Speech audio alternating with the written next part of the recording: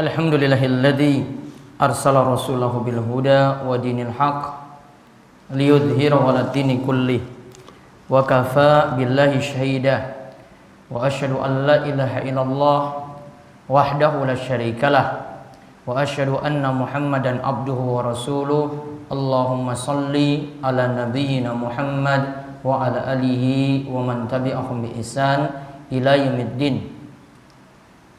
Ya ayyuhalladzina amanu taqullaha haqqa tuqatih wa la tamutunna illa wa antum muslimun. Ya ayyuhan nasu taqu rabbakumul ladzi khalaqakum min nafsin wahidah wa khalaqa minha zawjaha wa batsa minhuma rijalan katsiran wa nisaa'a wattaqullaha allazi tasaaluna bihi wal arham innallaha kana 'alaikum raqiba. Wa qala ta'ala ya ayyuhalladzina amanu taqullaha wa qulu qawlan sadida yuslih lakum a'malakum wa yaghfir lakum dzunubakum wa may yuti'illaha wa rasulahu faqad faza fawzan 'azima. Allahumma anfa'na bima 'allamtana wa 'allimna ma yanfa'una wa zidna 'ilma wa arinal haqqo haqqan warzuqna ittiba'ah wa arinal batila batila warzuqna ijtinabah. Amma ba'du.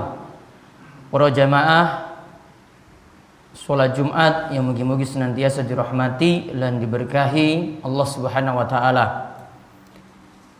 Kita bersyukur pada Allah Subhanahu wa taala dan kita diperintahkan untuk senantiasa bersyukur atas nikmat-nikmat yang telah Allah anugerahkan kepada kita sekalian.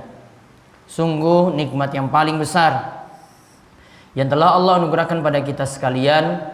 Allah masih memberikan kita nikmat Islam, nikmat iman, dan juga nikmat untuk ibadah, terutama untuk kesempatan siang hari ini kita diberi taufik dan hidayah di antara orang-orang yang bisa melaksanakan ibadah wajib sholat Jumat.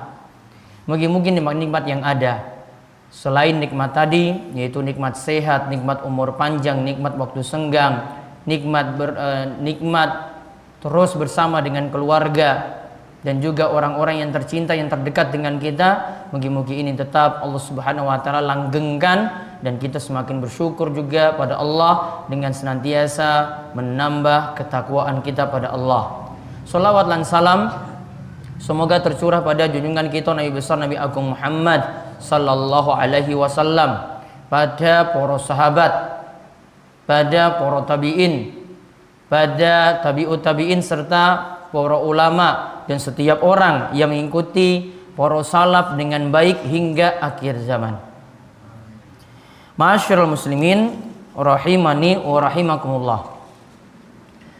Sesungguhnya yang namanya hawa nafsu itu akan senantiasa mengantarkan kita kepada kejelekan. Allah berfirman dalam surat Yusuf ayat ke-53. Innan nafsa la ammaratun bisu illa ma rahima rabbi inna rabbi ghafurur rahim. Sesungguhnya yang namanya nafsu, yang namanya syahwat itu akan senantiasa mengajak setiap orang itu kepada kejelekan, kecuali siapa saja yang dirahmati oleh Rabbku, yaitu dirahmati oleh Allah Subhanahu wa taala. Inna rabbi ghafurur rahim, sesungguhnya Allah Maha Pengampun lagi Maha Penyayang. Ma'asyiral muslimin, jamaah salat Jumat yang mugi-mugi senantiasa dirahmati oleh Allah Subhanahu wa taala. Surat Yusuf ayat 53 ini sebenarnya sebelumnya menceritakan tentang Nabi Yusuf alaihissalam yang ingin diajak selingkuh oleh permaisuri raja, yaitu permaisuri raja Mesir yang sangat-sangat cantik. Dan kita tahu istri raja di sini adalah berarti orang yang kaya. Maka kita lihat di sini dia ingin selingkuh dengan seorang nabi yang sangat-sangat tampan, yaitu Nabi Yusuf alaihissalam. Namun Allah Subhanahu wa taala menyelamatkan Nabi Yusuf alaihissalam dari perselingkuhan tadi, dan ini semua anugerah dan nikmat dari Allah Subhanahu wa taala. Namun kalau orang lain akan tertimpa semacam keadaan yang dialami oleh Nabi Yusuf alaihissalam, pastinya dia akan sulit selamat dari perbuatan zina atau sulit selamat dari perbuatan perselingkuhan. Makanya tadi Allah Subhanahu wa taala itu katakan yang namanya nafsu itu selalu mengantarkan orang itu untuk berbuat jelek. Kita punya nafsu, asalnya nafsu itu normal hukumnya. yaitu kita pengen tidur. Itu namanya nafsu, saya pengen tidur. Namun kalau nafsu ini diturutin terus, ya saya itu tidur sampai bablas, akhirnya tidak sholat subuh, tangine yo telat, maka ketika itu berarti dia telah menuruti hawa nafsunya. Sama halnya yang kita bahas di sini tentang masalah hubungan dengan lawan jenis, yang ini adalah hubungan yang tidak jelas dan ini adalah hubungan yang diharamkan, yaitu dalam masalah perselingkuhan tadi. Seandainya itu mau diturutin, orang itu bisa berbuat perselingkuhan dengan perempuan mana saja. Karena ingat tadi yang namanya nafsu la ammaratum bisu'. Yang namanya nafsu akan mengantarkan setiap orang itu kepada kejelekan. Makanya Allah Subhanahu wa taala perintahkan dan ingatkan kita baik-baik dalam surat Al-Ma'arij ayat 29 sampai 31. Ini untuk siapa saja, baik yang belum menikah ataupun yang sudah menikah. Allah itu perintahkan walladzina hum li furujihim hafizun. Bagi mereka yang benar-benar menjaga kemaluannya, illa ala azwajihim aw ma malakat aymanuhum fa innahum ghairu malumin, kecuali kepada istri-istri mereka, berarti adalah tempat pelampiasan yang halal, juga kepada hamba sahayanya, maka itu tidak tercela bagi mereka. Faman ibtagha wara'a dzalika faulaika humul adun. Lantas siapa yang cari lebih daripada itu, dia cari selain dari istrinya, maka nantinya dia termasuk orang-orang yang adun, orang-orang yang melampaui batas. Para jamaah kaum muslimin rahimani wa rahimakumullah, apa yang dimaksudkan dalam ayat ini menjaga kemaluan? Walladzina hum li furujihim hafizun, yaitu mereka yang menjaga kemaluannya. Ada beberapa pengertian seperti disebutkan oleh Syekh Mustafa Al-Adawi dalam kitabnya Tafsir yang menyebutkan juz 29, yaitu tafsir Tabarak. Beliau itu katakan dalam penjelasan surat Al-Ma'arij tadi, beliau katakan menjaga kemaluan ini bisa jadi pertama, menjaga diri dari zina atau perselingkuhan. Yang kedua, menjaga diri dari onani. Ini yang biasanya dilakukan oleh anak-anak muda. Menjaga diri juga yang ketiga dari liwat, yaitu dari hubungan ya dengan sesama jenis, lanang seneng karo wong lanang. Ini namanya liwat yang ada di masa Nabi Lut alaihissalam, sehingga kaumnya itu dihukum dengan keras oleh Allah Subhanahu wa taala. Lalu juga yang dimaksudkan di sini adalah tidak mencampuri istri ketika istri itu lagi datang bulan. Ini termasuk juga menjaga kemaluan. Termasuk juga tidak memandang kemaluan orang lain atau tidak menyentuh-nyentuh kemaluan yang tidak halal baginya. Ini yang dimaksudkan menjaga kemaluan. Maka perintah tadi berarti di antara maksudnya itu adalah kita diperintahkan untuk waspada, jangan sampai terjerumus dalam perzinahan. Dan Nabi SAW telah mewanti-wanti dalam hadis riwayat Muslim dari sahabat Abu Hurairah. Nabi SAW itu mengatakan, kutiba ala ibni Adam nasibuhu minaz zina. Setiap anggota anak Adam, anggota tubuhnya itu ada bagian dari zina. Mudrikun dzalika la mahalata. Dan semua tadi ada kemungkinan untuk melakukan zina pada setiap anggota badan yang ada. Maka Nabi SAW itu mengatakan, zina kedua mata itu dengan melihat, zina kedua telinga itu dengan mendengar, zinanya lisan itu dengan berbicara, zinanya tangan itu dengan meraba-raba, zinanya kaki yaitu berjalan ke tempat maksiat, zinanya hati yaitu menginginkan dan berangan-angan untuk berbuat zina. Lalu Nabi SAW mengatakan, wa yatamanna wa yusaddiqu dzalikal farju wa yukadzibuhu. Nantinya ujung-ujungnya yang terakhir, semuanya tadi mendukung, anggota badannya semuanya mendukung. Maka yang nanti akan mendukungnya itu adalah kemaluannya, sampai nanti kemaluannya itu akan memutuskan melakukan zina ataukah tidak. Maka semua anggota tubuh kita ini ada peluang untuk itu. Makanya kita tidak hanya menjaga kemaluan saja dari berbuat zina, namun anggota-anggota tubuh yang lainnya demikian pula. Ya, masalah yang sering terjadi di tengah-tengah kita para jamaah sekalian, yaitu seringnya terjadi masalah perselingkuhan. Bahkan dengan tetangga dekat, bahkan dengan orang yang sering ketemu, atau mungkin dia sama-sama nyanyi bareng, sama-sama manggung bareng, dan itu bukan suami istri yang sah. Yang satu sudah punya istri, yang lain yang wanita juga sudah punya suami, bahkan sudah punya anak. Maka perselingkuhan ini sering kita lihat itu terjadi. Apa sebab-sebabnya? Di antara sebab-sebabnya yang pertama, laki-laki kurang menundukkan pandangan, tidak jaga pandangan. Apalagi melihat ada perempuan yang lebih ayu, lebih cantik daripada istrinya, dia selalu membanding-bandingkan. Apalagi ditambah lagi perempuan yang lain itu memberikan perhatian. Yang kedua, kalau pada wanita terjadi perselingkuhan itu dikarenakan masalah kenyamanan emosional. Ada yang menemani dia untuk ngobrol, ada yang mau layani dia untuk chatting kalau untuk zaman ini, ada yang mau terima curhatnya lewat telepon, ada yang mau terima curhatnya lewat SMS. Maka dia lihat, ada laki-laki yang lain yang lebih daripada suami saya, dia lebih perhatian daripada suami saya. Maka biasa wanita semacam ini akan menjawab ketika ditegur oleh suaminya, dia akan jawab, wah ini kan cuma curhat biasa saja, wah ini teman biasa.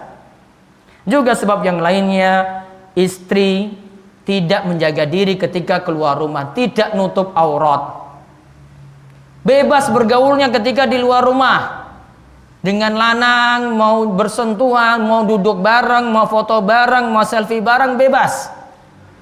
Juga suami kadang merasa kurang dengan pelayanan istri di rumah dan dia dapat wanita lain dan itu memberikan pelayanan yang istimewa.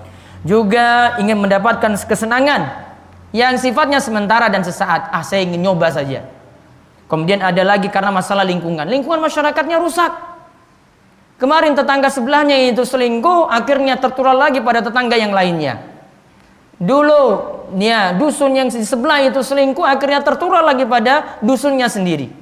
Karena melihat ini kayaknya permasalahan ini tidak menimbulkan masalah besar.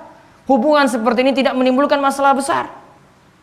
Juga ada yang ingin sekedar berfoya-foya, ada yang bergaulnya itu bebas dengan lawan jenis seperti tadi disebutkan. Ada juga yang karena CLBK, teman lama ketemu kembali, mantannya dulu ketemu kembali, pacar lamanya itu ketemu kembali, akhirnya cinta lama bersemi kembali. Dan berbagai macam faktor yang lainnya yang membuat perselingkuhan itu mudah terjadi.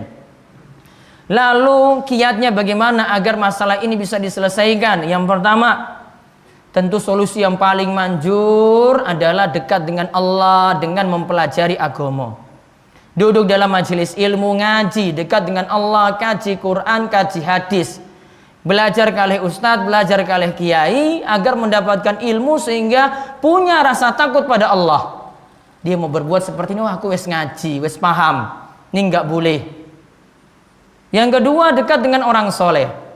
Kalau laki-laki dekat dengan bapak-bapak yang soleh, kalau perempuan itu dekat dengan ibu-ibu yang solehah. Karena Nabi SAW mengatakan, almar'u ala dini khalilihi falyanzur ila may yukhallil. Seseorang itu akan tergantung dengan agama teman dekatnya, maka perhatikan siapa yang jadi teman dekat kalian. Kemudian yang ketiga, suami istri itu hendaklah memahami kewajiban masing-masing. Suami wajib beri nafkah, wajib beri perhatian, wajib beri pendidikan kepada istri dan anak-anaknya. Sedangkan istri wajib taat pada suami, nggak banyak membantah, apapun itu manut selama itu adalah perkara yang mubah. Tidak ngeyel-ngeyelan pada suami dan selalu nerima apapun penghasilan yang diperoleh oleh suami. Maka dia tidak akan pernah membanding-bandingkan dengan laki-laki lain. Kemudian yang keempat, rajin menundukkan pandangan. Yang kelima, berhati-hati dengan bergaul. Kalau kita bergaul dengan lawan jenis, bergaul itu tidak begitu saja bebas, tidak begitu saja kita chattingan, tidak begitu saja kita itu ngobrol, tidak begitu saja kita itu bertemu, berdua-duaan, berboncengan, menyendiri di tempat-tempat gelap. Tidak, ada aturan pergaulan lanang wedok, ada aturan untuk bergaul laki-laki dan perempuan yang mesti ditaati agar hal-hal yang tidak diinginkan seperti perzinaan, seperti perselingkuhan tadi itu agar tidak terjadi, maka manutlah, patulah pada aturan agama Islam. Aku lu qauli hadza wa astaghfirullah li wa lakum wa lisa'il muslimin innahu was-sami'ul alim.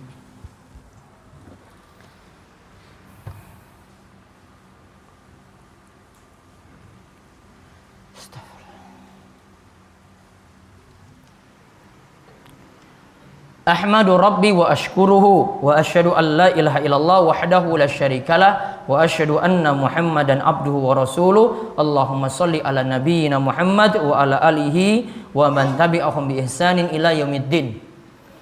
Jamaah sholat Jumat yang mungkin-mungkin senantiasa diberkahi oleh Allah Subhanahu wa taala. Yang terakhir, peringatan penting bagi kita sekalian yang ingin berzina, yang ingin berselingkuh, yaitu agar kita semakin takut pada Allah Subhanahu wa taala dan melihat bahwasanya dampak jelek dari perzinaan, perselingkuhan itu besar sekali.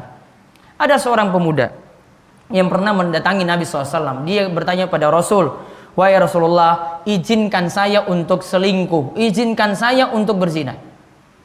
Pemuda ini spontan bertanya pada Rasul seperti itu, "Wahai Rasulullah, izinkan saya untuk selingkuh." Rasulullah SAW tidak ngapa-ngapain dia. Ya, namun yang hadir ketika itu menoleh dan ingin menghardiknya. "Apa-apaan ini tanya? Saya ini ingin zina, saya ini ingin selingkuh." Adapun Rasulullah SAW itu halus bertanya kepada dia, "Sini dekat, sini datang. Sekarang saya tanya kepadamu, gimana, apakah engkau suka bila perbuatan zina itu menimpa ibumu? Ada yang selingkuh dengan mbokmu?" Pemuda ini jawab, "Tidak. Sungguh demi Allah tidak, aku tidak izinkan." Maka demikian pula kalau ada ibu orang lain, mereka tidak suka kalau ibunya itu diselingkuhi.